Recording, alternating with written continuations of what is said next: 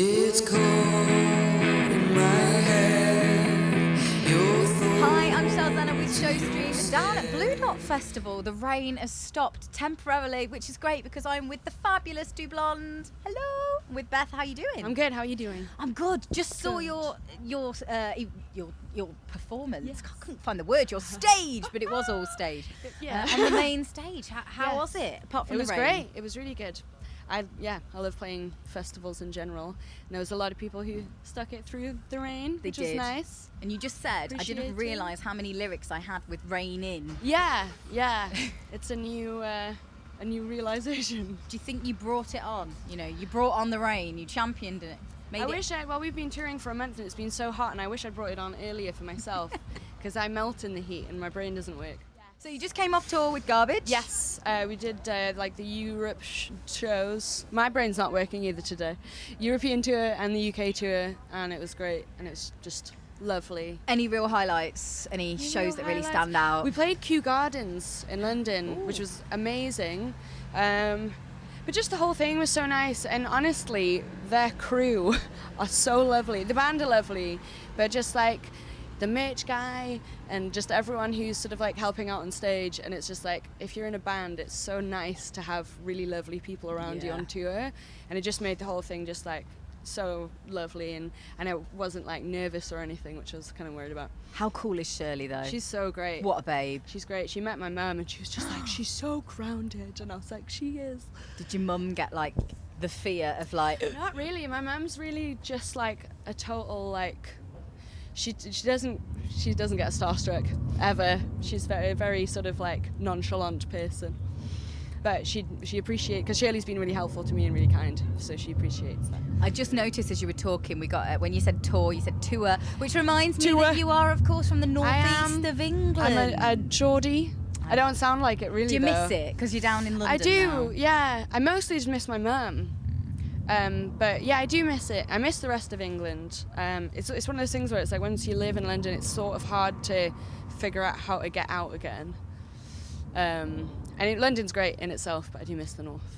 And how are you finding, obviously you've been through so many, I wouldn't say makeovers, but reincarnations, and now you're Du Blonde. How are you finding the Du Blonde journey? Good. I feel like I finally settled on, when I started I was like 15, and I knew what I was doing like music wise, that what I wanted to do, but I didn't, I was not an adult yet, and I hadn't grown up or anything, and so switching to Du Blonde was kind of like a fresh start for me, and to be able to be like, this is my adult self, I've gathered my thoughts, and and I love the other stuff that I did, but I grew up listening to like Psych and like Black Sabbath and classic rock and stuff, and so yeah. But since you've become Du Blonde, the visual side of things is really... I mean, there's always been a strong aesthetic. Yeah. I've seen the massive hair that you've had before. But, like, the artwork and the photographs have been very, like, what? Yes. But so, like, groundbreaking. I'm a weirdo.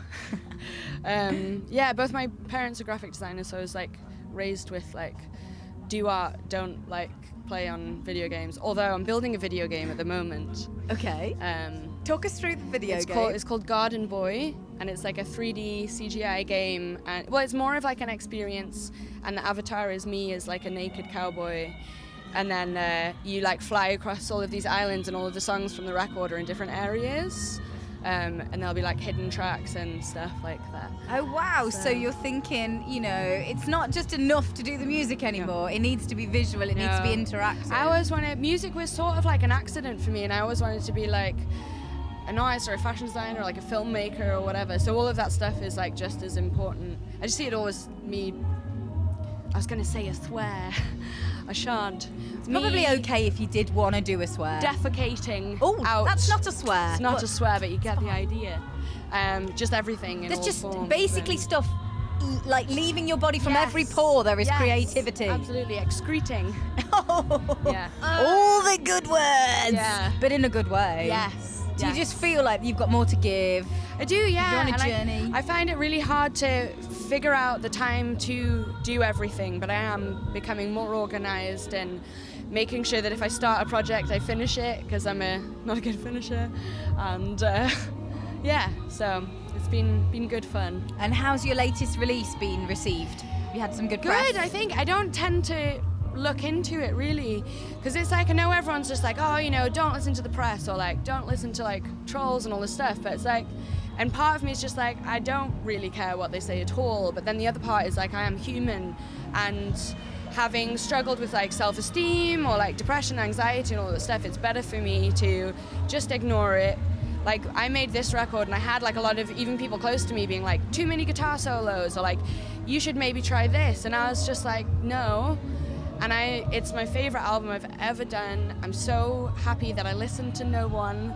And if people don't like it, I don't mind. And if they do, that's like so lovely. But I've realized that like, absolutely, you've just got to be happy with your work. Because they listen to it once and walk away. You've got to live with the fact that you put it out. Yeah. So I just think it's really important to... How hard is that as an artist to be really focused on what you want and not be... like not manipulated, but I'm influenced by other people's views? I mean, obviously it depends on your sort of mental state yourself, but I think I'm non-binary, so I don't identify as female, but being in an industry where I seem female, there's definitely an issue with it being harder for women, because it's a mostly male dominated industry. Yeah. And especially if you start out young and people are like, I've been doing this 30 years, you need to do this, or you can do what you like in 4 albums time once you've done what we tell you to get to a certain place. And it's so hard because I just want to make music and art, and I never, playing festivals and like all of the opportunities I've had are so special, and I'm so grateful, but I wouldn't have wanted them if it was via a route that like was not me. It just wouldn't have. That's not what attracts me to it. I love playing for people and I love putting things out, but like the idea for me of compromising and doing something that's just a bit like, not mediocre, but like mediocre as in just like works for everyone. It's conforming. Yes. Yeah. And I'm just like, I'm opinionated and I like gross things and I shan't hide it. But I think there's so many artists now, Queen Z, Perfume Genius, being Ezra Furman, being exactly who they should be. Yes, and that's exactly. the whole point. Your art is your art, and you are who you are. Yes, yeah. Do you feel like people and artists feel like you can be more open about who they are? I think so. I think definitely, social media has a lot of issues surrounding it, but then also it means that there are people who are, famous or not famous or whatever, but like a whole platform where everyone can be themselves, and then kids are being able to see all of these weirdos being themselves, and they're not being, dampened down by like big companies being like, we'll release this part for the press. And I found that helpful, and I think especially like coming out as queer, like I never thought that I would do that, mostly because like it's not a big deal to me and it's not really that much of a thing. But now seeing so many people being open about that, or so many people being like, I'm doing this without a record label, and it's just so great to see people actually doing stuff, because you can have people try and like lift you up with like compliments, or like be like, you be who you are, but if it doesn't look like anyone else's, it's that much harder. So what advice would you give to artists that are struggling with that themselves? I would just say, I don't know, because I'm still sort of like figuring it out, but music and art there's no right or wrong way to do it. Like I used to do like music and art classes, and there's my teacher used to be like, if you don't fill the page with all of this color, it's not finished. And I was like, I just want to draw a face in the middle of a page, and like that is art.